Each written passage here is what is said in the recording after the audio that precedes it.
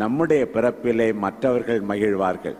குத்துக்கல் மாதிரி உக்காந்துக்கிட்டே சாப்பிடுறது, டிவியையே பார்க்கறது, மொபைலையே பார்த்துக்கிட்டு இருக்கிறது. இதுக்காகவா பிறந்தோம்?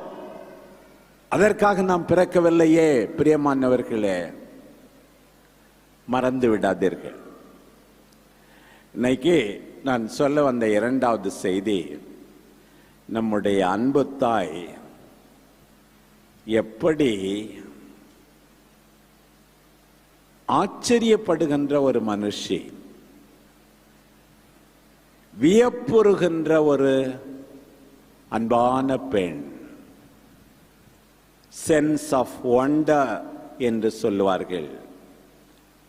நம்முடைய தாய் உண்மையாகவே அந்த வியக்கின்ற ஒரு மனிதராகத்தான் இருக்கிறார்கள். பாருங்கள்,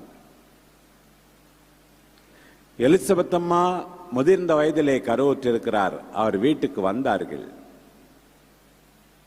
ஆண்டவருடைய வாக்கு நிறைவேறும் என்று நம்பிய நீர் பேறு பெற்றவரே என்று எலிசபெத் அம்மா நம் தாயை வாழ்த்தினார்கள். உடனே பாருங்கள், ஆண்டவர் செய்த அத்தனை காரியங்களையும் நினைத்து அவர்கள் பாடுகின்ற புகழ்ச்சி பாடல். நேற்றும் சரி இன்றைக்கும் சரி நம்முடைய பிள்ளைகள் மிக அழகாக அம்மாவுடைய நன்றி பாடல்